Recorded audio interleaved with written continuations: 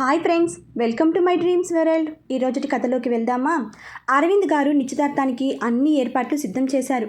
కానీ కల్పన తనకి ఏం పట్టనట్టు తన పాటికి తాను వెళ్తుంది వస్తుంది. అర్జున్కి ఇంట్లో పరిస్థితి చూసి కాస్త బాధేసింది. అంతకంటే ముందు సుమ అడిగిన మాటలే గుర్తొస్తున్నాయి. తన మనసులో ఆ కోరిక లేకపోతే తమాషాకి అయినా అడగదు కదా. కానీ అక్క అన్న మాటలకి అమ్మ కోపంగా ఉందేమో. మరి ఇప్పుడు నేను వెళ్ళి పిలిచినా పట్టించుకుంటుందో పట్టించుకోదో. తాను కోరిన ఫస్ట్ కోరిక ఇది. కనీసం ఇది కూడా నెరవేర్చలేకపోతే ఎలా? నాన్నని మూర్తి బాబాయ్ ద్వారా అడిగిస్తే సరిపోతుంది.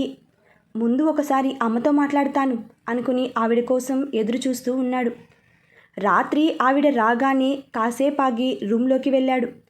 కొడుకు మొదటిసారిగా తనంతట తానే రావడం ఆశ్చర్యంగా అనిపించినా ఏదో కారణం లేకపోతే రాడు కదా అనుకుని విషయం ఏంటి అని అడిగింది పరాయి వాళ్ళని అడిగినట్టు. అమ్మా, నిన్ను ఒక విషయం మీద రిక్వెస్ట్ చేయడానికి వచ్చాను అన్నాడు. నీ విషయంలో కలుగజేసుకోవద్దు అంతేగా. ఆ విషయం మీ అక్క ఆల్రెడీ చెప్పింది కదా. పదే పదే ఇంట్లో అందరితో చెప్పించుకోవడానికి నేనేమి సిగ్గు లేకుండా బ్రతకడం లేదు. మీ విషయంలో, మీ అక్క విషయంలో, అసలు మీ ఇంట్లో ఎవరి విషయంలోనూ నా జోక్యం ఉండదు. నువ్విక ప్రశాంతంగా వెళ్ళి పెళ్లి చేసుకో అంది గాజులు తీసేసుకుంటూ. అమ్మా, నేను చెప్పేది కాస్త విను. నిన్ను రిక్వెస్ట్ చేయాలనుకున్నది నా నిశ్చితార్థం పెళ్ళి నీ చేతుల మీదుగా జరిపించాలని. కనీసం తల్లిగా నా పక్కన నిలబడితే చాలు, నా సంతోషం కోసం అన్నాడు. దాంతో కల్పన ఆశ్చర్యంగా అర్జున్ వైపు చూసింది. నిజంగానా అన్నట్టు. నిజమే అమ్మా. ఈ ఒక్కసారికి నీకు ఇష్టం లేకపోయినా నువ్వు నాన్న కలిసి నా పెళ్ళిని దగ్గరుండి జరిపించగలరా అన్నాడు. పుట్టినప్పటి నుంచి గాలికి వదిలేసిన ఏదో మూలన కన్న ప్రేమ అయితే ఉంటుంది కదా. కొడుకు అంతగా అడుగుతుంటే కాదనలేకపోయింది. మీ అక్క, మీ తాతయ్య అంటుండగానే వాళ్ళని నేను ఒప్పిస్తాను అన్నాడు అర్జున్. దాంతో సరే అంది కల్పన. అర్జున్ సుమ కోరికను తీరుస్తున్నాను అనే సంతోషంలో వెళ్ళి ఆవిడని హక్ చేసుకున్నాడు. ఒక్కసారిగా జరిగిన ఆ చర్యకి కల్పన కన్నపేగు కదిలి కళ్ళలో నీళ్లు తిరిగాయి. థ్యాంక్ యూ మా, థ్యాంక్ యూ సో మచ్ అని అదే సంతోషంతో బయటికి వెళ్ళి అరవింద్ని, శాంతిని కూడా ఒప్పించాడు. ఇక్కడ ప్రసాద్, రేవతి కూడా నిశ్చితార్థానికి అన్ని ఏర్పాట్లు చేశారు. ప్రకాష్ కూడా రమ్యని వాళ్ళ నాన్నని కూడా పిలిపించారు. అలా అయినా పెద్దవాళ్ళు కాస్త వాళ్ళని కూడా పట్టించుకుంటారు అని. అర్జున్ మూర్తి ద్వారా ఆనంద్కి విషయం తెలియజేయడంతో ఆయన కూడా సరే అన్నాడు. నిశ్చితార్థం రోజు పొద్దునే అందరూ కలిసి బయలుదేరి సుమ వాళ్ళ ఇంటికి వెళ్ళారు. ఆనంద్, కల్పనలను ప్రసాద్, రేవతిలకు పరిచయం చేశాడు అర్జున్. శాంతి, వికాస్ కూడా వాళ్ళు పరిచయం చేసుకున్నారు. రమ్యని వాళ్ళ ఫాదర్ని వాళ్ళకి పరిచయం చేశారు. అన్ని పరిచయాల తర్వాత అయిన వాళ్ళ మధ్య సింపుల్గా జరిగింది. ఆ రోజే పెళ్ళికి కూడా ముహూర్తం పెట్టేశారు. పెళ్ళికి ఎక్కువ లేట్ ఎందుకు అని దగ్గరలో ఉన్న ముహూర్తమే ఖాయం చేశారు. చకచక రోజులు గడిచిపోయాయి. అర్జున్ మహేష్ ఫాదర్ని కలిసి మాట్లాడాడు. బిజినెస్ పరంగా మాత్రమే వాళ్ళకి పోటీ ఉండటం, స్వతహాగా వాళ్ళకి ఏ గొడవలు లేకపోవడం వల్ల ఆయన కొడుకు తరపున క్షమాపణ చెప్పి ఇంకోసారి ఇలాంటి పొరపాటు జరగదు అని చెప్పాడు. ఆయన మాటల్లో ఉన్న నిజాయితీ గుర్తించి అర్జున్ మహేష్ని కూడా విడిపించాడు, కేసు వాపస్ తీసుకుని. దాంతో తాను చేసిన తప్పుని ఒప్పుకుని మహేష్ కూడా అర్జున్కి సారీ అడిగాడు.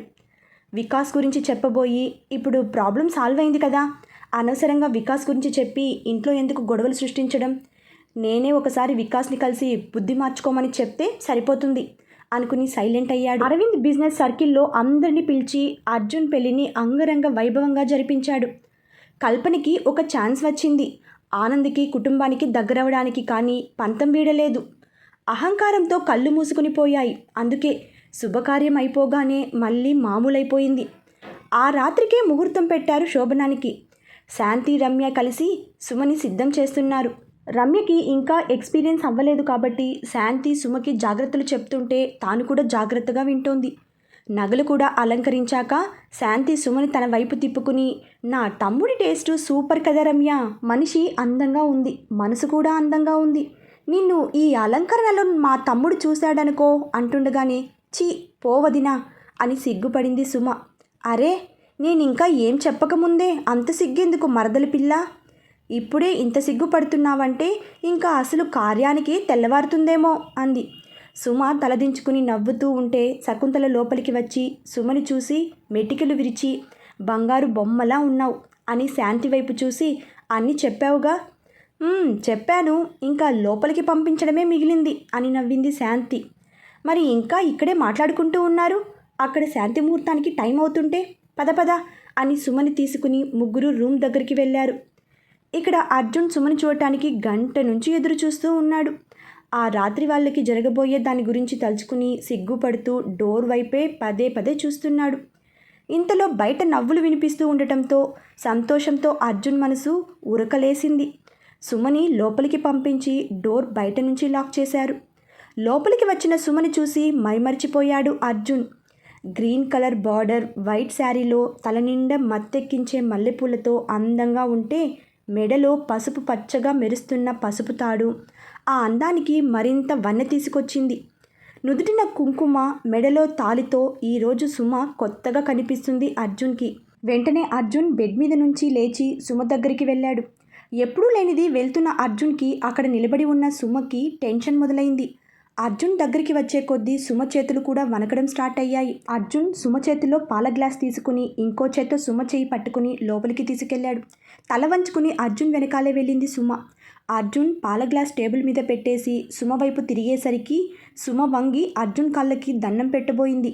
అర్జున్ మధ్యలోనే ఆపి, ఓయ్ ఏంటే ఇది, నువ్వుండేది అక్కడ కాదు అని తన హార్ట్ చూపించి, ఇక్కడ ఎవరో ఏదో చెప్పారని నువ్వు అవన్నీ చేయాల్సిన అవసరం లేదు అని సుమ వైపు చూస్తూ ఉన్నాడు.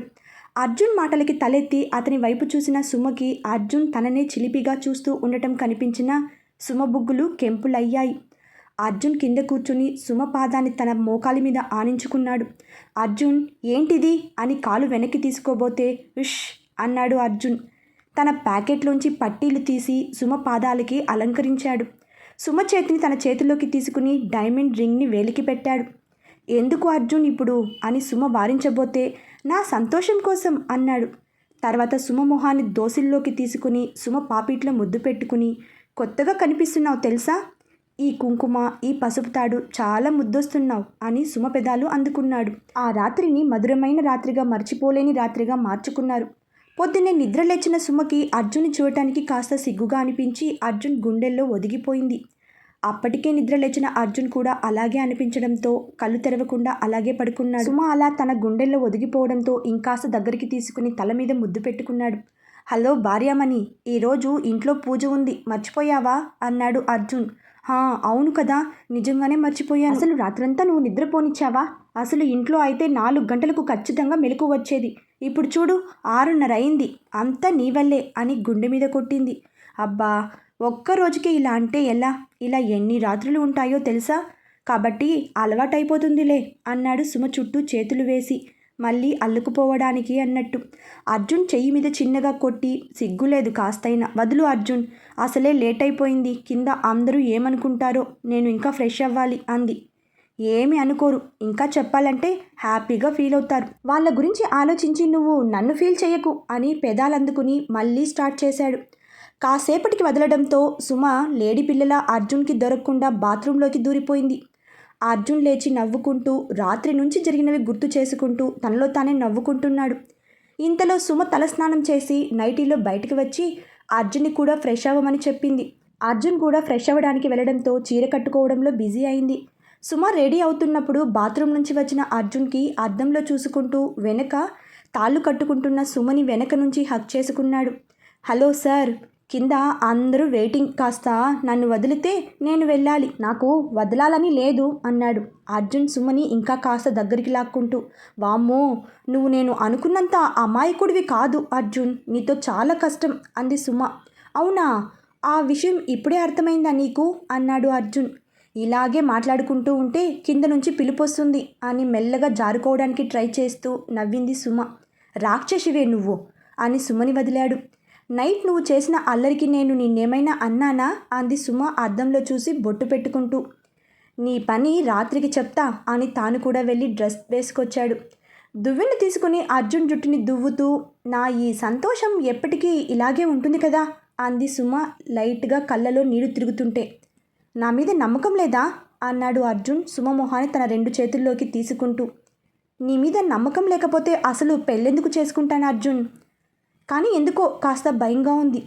పిచ్చి పిచ్చి ఆలోచనలు పెట్టుకోకుండా పద అని సుమ పాపిట్లో కుంకుమ పెట్టి అక్కడున్న హారాన్ని మెడలో వేసి తనని తీసుకుని కిందకి వెళ్ళాడు.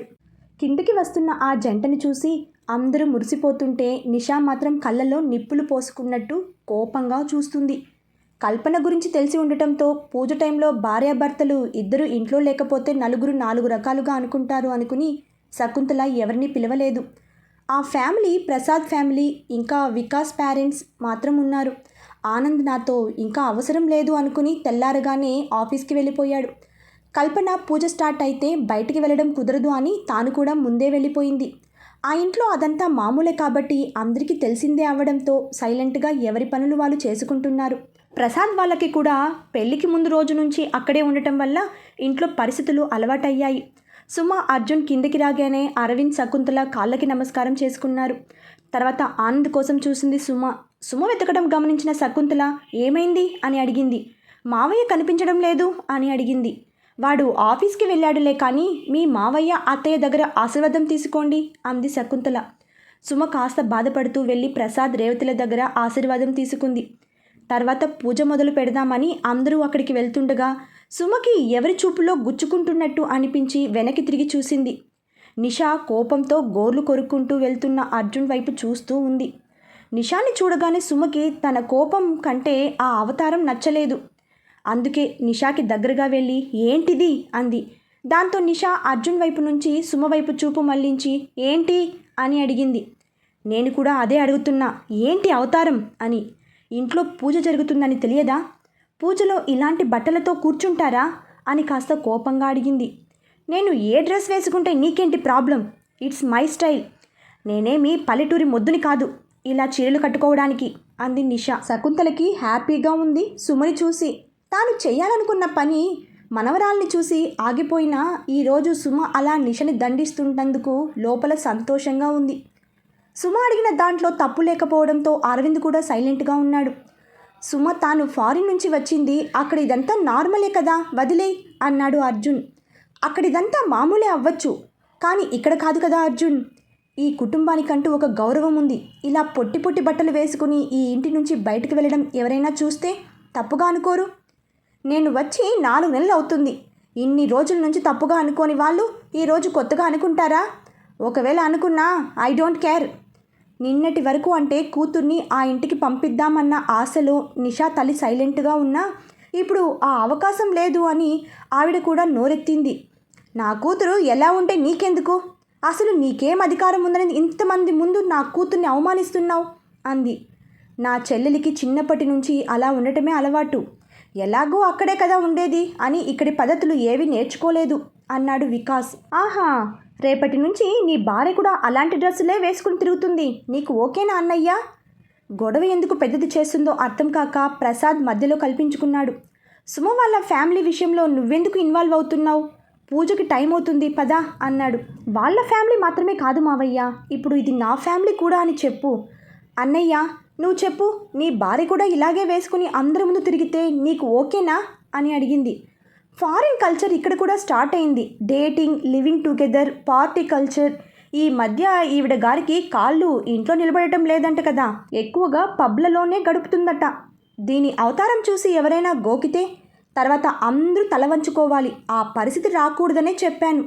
నిషా ఫాదర్ వైపు చూసి, కూతురికి ఫ్రీడమ్ ఇవ్వడంలో తప్పు లేదు, కానీ పద్ధతులు సంప్రదాయాలు కూడా నేర్పించండి. మనం ఎక్కడ ఉన్నాము అన్నది కాదు ముఖ్యం, ఎలా ఉన్నాము అన్నది ముఖ్యం అని అరవింద్ శకుంతల వైపు చూసి, తప్పుగా మాట్లాడి ఉంటే క్షమించండి అమ్మమ్మ గారు, తాతయ్య గారు అంది. శాంతి మొదట్లో తన గురించి అలా మాట్లాడింది అని కోప్పడినా సుమ చెప్పిన విధానానికి హ్యాపీగా ఫీల్ అయ్యింది. శకుంతల సుమని దగ్గరికి తీసుకుని, తప్పుగా ఏం మాట్లాడలేదులే, చక్కగా మాట్లాడావు, సుఖీభవ, పదండి పూజకి లేట్ అవుతుంది అని ఇంకా అక్కడితో ఆపేసి అందరినీ తీసుకుని అక్కడి నుంచి వెళ్ళిపోయింది. ఈ సంఘటనతో నిషాకి సుమ మీద కూడా కోపం పెరిగిపోయింది. కానీ నిషా అమ్మా నాన్న వాళ్ళ పెంపకానికి సిగ్గుపడ్డారు. వికాస్ కూడా చెల్లెలిని సరైన దారిలో పెట్టలేదు అని బాధపడ్డాడు. ప్రసాద్ తన మేనకోడలు మొదటి రోజే ఇంటి బాధ్యత తీసుకున్నందుకు సంతోషంగా ఫీల్ అయ్యాడు. కానీ ఏ మూలో కాస్త అనుమానంగా ఉంది అతనికి. ఎందుకంటే సుమ నిషాని వాళ్ళ అమ్మ నాన్నలని చూసేటప్పుడు తన కళ్ళలో కోపం కనిపించింది. తాను పొరపాటు పడ్డాడా లేక నిజమా అనేది అతనికి అర్థం కావడం లేదు. ఆ అనుమానంతోనే వెళ్ళి పూజలో కూర్చున్నాడు. రేవతికి, ప్రకాష్కి సుమ గురించి తెలుసు కాబట్టి వాళ్ళు కూడా సైలెంట్గానే వెళ్ళారు. పూజ అయిపోగానే నిషా వాళ్ళ అమ్మ సుమ దగ్గరికి వెళ్ళి సారీ సుమా అన్నది. అయ్యో మీరు సారీ చెప్పడం ఏంటి అని కాస్త వెటకారంగా అని, ఇంకనైనా కాస్త పద్ధతులు నేర్పిస్తే పెళ్ళయ్యాక ఎవరు మిమ్మల్ని వేలెత్తి చూపించే అవకాశం ఉండదు అని చెప్పింది. అలాగే అని ఆ బాధ్యత కూడా సుమకే అప్పగించేసింది. మేము ఇవాళ బయలుదేరుతున్నాము, నువ్వే తనకి అన్ని జాగ్రత్తలు నేర్పించు అని చెప్పింది. తప్పకుండా నేర్పిస్తాను, అలాగే మంచి దారిలో కూడా నడిచేలా చేస్తాను అంది సుమ కాస్త కళ్ళల్లో కోపం కనిపిస్తుంటే. అప్పుడే క్లియర్ అయింది ప్రసాద్కి, తాను పొరపాటు పడలేదు. సుమకి వాళ్ళ మీద ఎందుకో కోపం ఉంది అని అర్థమైంది. కానీ ఎందుకు? అసలు సుమకి వాళ్ళెవరో తెలియదు కదా, తెలియని వాళ్ళ మీద కోపం ఎందుకు సుమకి అని ఆలోచిస్తున్నాడు. ఈవినింగ్ కల్పన ఇంటికి రాగానే సుమకి చాలా కోపం వచ్చింది. కానీ కంట్రోల్ చేసుకుని ఆనంద్ కోసం చూస్తూ ఉంది. ఆనంద్ ఎంతసేపటికి రాకపోయేసరికి నిషా అమ్మా నాన్న బయలుదేరారు ఎయిర్పోర్ట్కి. ఆనంద్ ఆ రాత్రి అసలే ఇంటికి రాలేదు. సుమకి కాస్త అనుమానం వచ్చింది, ఒకవేళ అక్కడికి వెళ్ళి ఉంటాడా అని. వెళ్ళి ఉంటే ఆవిడికి మావయ్యకి ఏంటి సంబంధం? ఆవిడ ఎవరో ఈ ఇంట్లో ఎవరికైనా తెలుసా? ఎవరిని అడగాలి? ఒకవేళ ఎవరికి తెలియకపోయినా వాళ్ళ మధ్య ఏ రిలేషన్ లేకపోయినా నేనే మావయ్యని బాధ పెట్టిన దాన్ని అవుతాను. లేదు, ముందు నేను క్లియర్ చేసుకున్నాక విషయం ఏంటి అని మావయ్యని అడగాలి. అర్జున్ ఎయిర్పోర్ట్లో వాళ్ళని వదిలేసి రావడంతో అర్జున్తో కలిసి వెళ్ళింది. అర్జున్ ఫ్రెష్ అయ్యేసరికి రూమ్లోకి భోజనం తీసుకొచ్చింది. నాకు ఆ భోజనం వద్దు అన్నాడు అర్జున్ సుమ వైపు అదోలా చూస్తూ. నీ భోజనం ఎక్కడికి వెళ్ళదు, కానీ ముందు రా అర్జున్, కాస్త తిను అంది సుమ. సుమ అంత ప్రేమగా పిలిచేసరికి కాదనలేకపోయాడు అర్జున్. సుమ తినిపిస్తుంటే మొత్తం లాగించేశాడు. తర్వాత సుమ వెళ్ళి కాస్త పెట్టుకుని కిందనే తినేసి ప్లేట్ సింకులో పెట్టి పైకి వచ్చింది. సుమ లోపలికి రావడమే తనని అల్లుకుపోయాడు అర్జున్. పొద్దున్నే లేచి దీపం వెలిగించి బయటికి వచ్చిన సుమకి ఆనంద్ లోపలికి వస్తూ కనిపించాడు. ఎప్పటిలాగే కళ్ళు మొహం ఉబ్బిపోయి మొహమంతా నీరసంగా కోట్ భుజాన వేసుకుని వచ్చాడు. ఆనంద్ని ఎప్పుడు చైర్మన్ సీట్లో హుందాగా చూసిన సుమకి ఇప్పుడు అలా చూస్తుంటే బాధేసింది. ఇంట్లో ఎవరు పట్టించుకోకపోతే పరిస్థితి ఇలాగే ఉంటుంది అనుకుని తాను కాస్త పక్కగా వెళ్ళి నిల్చుంది. ఆనంద్కి కనిపించకుండా కాసేపటికి టిఫిన్ సిద్ధం చేసి అందరినీ పిలిచింది. అర్జున్ లేచేసరికి కాఫీ పెట్టుకుని వెళ్ళి అతని కళ్ళ ఎదురుగా నిల్చుంది. సుమ చేతిలో కాఫీ తీసుకుని పక్కన పెట్టి సుమని ఒళ్ళోకి లాక్కున్నాడు. అబ్బా అర్జున్, అక్కడ అందరూ టిఫిన్ చేయడానికి కూర్చుని ఉన్నారు, నువ్వేమో ఇంకా లేవనే లేదు అని అర్జున్ని విడిపించుకుని త్వరగా లేచి రెడీ అయ్యి కిందకి రా అని బుగ్గ మీద ముద్దు పెట్టి వెళ్ళిపోయింది. నిన్నటి నుంచి నేర్పిస్తూనే ఉన్నా, ఇంకా దీనికి తెలియడం లేదు ఎక్కడ ముద్దు పెట్టాలి అని. నేనేమైనా చిన్న పిల్లాడినా క్యూట్గా ఉన్నావు అని బుగ్గ మీద ముద్దు పెట్టడానికి? ఈరోజు గట్టిగా క్లాస్ తీసుకోవాలి అని లేచి ఫ్రెష్ అయ్యి కిందకి వెళ్ళాడు. అందరూ వచ్చినా ఆనంద్ రాకపోవడంతో రూమ్ దగ్గరికి వెళ్ళి డోర్ కొట్టింది. దాంతో అందరూ ఆశ్చర్యంగా సుమ వైపు చూశారు. ఎందుకంటే గత 20 ఏళ్లుగా ఆనంద్ ఇంట్లో భోజనం చేయడమే మానేశాడు. కాదు, ఆనంద్ వచ్చి కూర్చోగానే అరవింద్ లేచేవాడు. దాంతో ఆనంద్ ఎవరూ లేనప్పుడు కాస్త తినేసి వెళ్ళేవాడు. అలా ఒంటరిగా తినడం నచ్చక ఒక్కోసారి అలాగే వెళ్ళిపోయేవాడు. అలాంటిది ఈరోజు సుమ వెళ్ళి డోర్ కొడుతుంటే అందరూ అటువైపే చూస్తున్నారు. కల్పన డోర్ ఓపెన్ చేయగానే సుమ కనీసం తనని పట్టించుకోకుండా మావయ్య లేరా అని అడిగింది. ఆనంద్ అప్పుడే రెడీ అయ్యి ఆఫీస్కి వెళ్ళడానికి బయటికి వస్తున్నాడు. చెప్పు సుమ అన్నాడు. టిఫిన్ తినడానికి రండి మావయ్య అని పిలిచింది.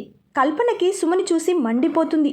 ఎదురుగా తాను నిలబడి ఉన్నా ఏమాత్రం గౌరవం ఇవ్వకుండా తనని నెగ్లెక్ట్ చేయడంతో నచ్చలేదు తనకి. కానీ ఆనంద్ మాత్రం కాస్త హ్యాపీగా ఫీల్ అయ్యాడు. కనీసం ఇప్పుడైనా నా గురించి ఆలోచించడానికి ఈ ఇంట్లో ఒకరు ఉన్నారు అని. అందరితో కలిసి తినాలని ఉన్నా ఎక్కడ తండ్రి తినకుండా లేచి వెళ్ళిపోతాడో అని భయంతో, లేదులే సుమా, ఆఫీస్కి లేట్ అయిపోయింది, నేను బయట తినేస్తాను అన్నాడు. అదేం కుదరదు, రండి మావయ్య అని చొరవగా ఆనంద్ చేయి పట్టుకుని డైనింగ్ టేబుల్ దగ్గరకు తీసుకెళ్ళింది. వెంటనే అరవింద్ పైకి లేచి నిలబడగా ఇలాంటిది ఏదో ఉంటుంది అని ఊహించి తెలివిగా, తాతగారు ఏమైనా కావాలా అని అడిగింది. శాంతి మొహం కూడా చిరాకుగా పెట్టేసరికి, ఏమైంది వదిన అలా ఉన్నావు అని అడిగింది. సుమకి ఇంటి పరిస్థితులు తెలియవు కదండి, నెమ్మదిగా అలవాటు పడుతుంది, మీరు ఇలా వెళ్ళిపోతే అమ్మాయి ఏమనుకుంటుంది, కూర్చోండి అని చెప్పింది శకుంతల అరవింద్కి నెమ్మదిగా. దాంతో అరవింద్ సుమ మొహం చూసి సైలెంట్గా కూర్చున్నాడు. ఇంకా శాంతిని సెట్ చేయాలని, వదినా ఆర్ యూ ఆల్ రైట్ అని అడిగింది. హా సుమా, ఐఎమ్ ఆల్ రైట్ అని నార్మల్గా కూర్చుంది. అందరితో పాటుగా నిషా వైపు కూడా చూసింది. ఈరోజు కూడా అలాంటి బట్టలు వేసుకుని ఉండటంతో కోపం వచ్చి, మీరు కూర్చోండి మావయ్య అని నిషా దగ్గరికి వెళ్ళి నువ్వు లెగవే అంది. నిషా పొగరుగా అలాగే కూర్చునేసరికి చెప్తా నీ పని అని అందరికీ ప్లేట్స్లో వడ్డించి నిషాకి వడ్డించలేదు. నువ్వేంటి పెట్టేది, నేనే పెట్టుకుంటాను అని నిషా చెయ్యి ముందుకి చాపేసరికి సుమ వాటిని నిషాకి అందకుండా దూరం పెట్టింది. ఏంటే నిన్న వచ్చావో లేదో అప్పుడే ఇంటి మీద పెత్తనం చేస్తున్నావు, ఏ మీ అత్తగారు ట్రైనింగ్ ఇచ్చారా అని వెటకారంగా అంది నిషా.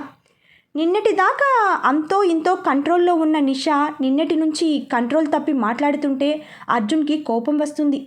అలాగే కల్పనకి తనకి పోలిక చూపిస్తుంటే ఆనంద్ కూడా కాస్త అలాగే ఉన్నాడు. అరవింద్కి కల్పన బిహేవియర్, సుమ బిహేవియర్ గుర్తు చేసుకుని పెద్దవాళ్ళని అవమానిస్తూ మాట్లాడే ఆవిడెక్కడా, ఉన్నతంగా ఆలోచించే ఈ అమ్మాయి ఎక్కడా, నక్కకి నాగలోకానికి ఉన్నంత తేడా ఉంది ఇద్దరికీ అని నిషాని మందలించబోయాడు. మా అత్తగారి ఆలోచన నా ఆలోచన వేరువేరులే, కానీ ముందు నువ్వు వెళ్ళి డ్రెస్ చేంజ్ చేసుకునిరా, నీ డ్రెస్ చేంజ్ అయ్యేదాకా నో ఫుడ్ అంది సుమ. ఏంటే నా మీద నీ బోడి పెత్తనం, అన్నయ్య అది నన్ను అన్నన్ని మాటలు అంటుంటే చూస్తూ కూర్చున్నావే అంది కోపంగా. వికాస్ సుమ వైపు చూస్తూ తాను అనదాంట్లో తప్పేముంది, నీ మంచి కోసమే కదా చెప్పింది. ఇన్ని రోజులు మేము నీ ఇష్టానికి వదిలేసి ఎంత తప్పు చేశామో నిన్ననే అర్థమైంది. ఇప్పటిదాకా ఏం జరగలేదు కాబట్టి సరిపోయింది. టైం బాగాలేక ఏమైనా జరిగి ఉంటే పరిస్థితి ఏంటి అన్నాడు వికాస్. వికాస్ మాటలు అర్జున్కి, ఆనంద్కి ఆశ్చర్యంగా అనిపించాయి. ఎందుకంటే అవి నిజాయితీగా వచ్చిన మాటలు కాబట్టి. ఇంత తొందరగా ఇంత మార్పా అని ఆలోచిస్తున్నారు. ఏదైతేనే వికాస్ మారిపోయాడు చాలు అనుకున్నాడు. అంటే ఏంటి అన్నయ్య ఇప్పుడు, నేను ఈ అప్పలమ్మలాగా రెడీ అవ్వాలా అంది కోపంగా నిషా. దాంతో సుమ ఫాస్ట్గా రూమ్లోకి వెళ్ళిపోయింది. దాంతో సుమ హర్ట్ అయిందేమో అనుకుని అర్జున్ కూడా లోపలికి వెళ్ళబోయాడు. అర్జున్ నువ్వు ఆగు అని నిషా వైపు కోపంగా చూసి, నిషా మాటలు కాస్త అదుపులో పెట్టుకుని మాట్లాడు. నిజమే, ఇన్ని రోజులు నీ ఇష్టానికి వదిలేసి మేము చాలా పెద్ద తప్పు చేశాము. వెళ్ళి సుమకి సారీ చెప్పి తనని తీసుకురా వెళ్ళు అన్నాడు. వాట్, నేను దానికి సారీ చెప్పాలా అన్నయ్య? అది మాట్లాడిన 4 మాటలకి మీరింత ఇన్స్పైర్ అయ్యి మారిపోయి ఉండొచ్చు, కానీ నేను కాదు. నా ఐడెంటిటీ ఇదే, నేను ఇలాగే ఉంటాను. ఎవరో ఏదో అన్నారని నన్ను నేను మార్చుకోను. నీకు ఏమైనా అభ్యంతరం అయితే చెప్పు అంటుండగా రూమ్ డోర్ ఓపెన్ అయిన చప్పుడు వినిపించి అందరూ అటువైపు చూశారు. ఏమై ఉంటుందో తర్వాతి భాగంలో తెలుసుకుందాం. ఫ్రెండ్స్, మీకు ఈ నవల నచ్చినట్లయితే లైక్ చేయండి, సబ్స్క్రైబ్ చేయండి, బెల్ ఐకాన్ని ప్రెస్ చేయండి. బాయ్ ఫ్రెండ్స్, రేపు మరొక భాగంతో కలుసుకుందాం.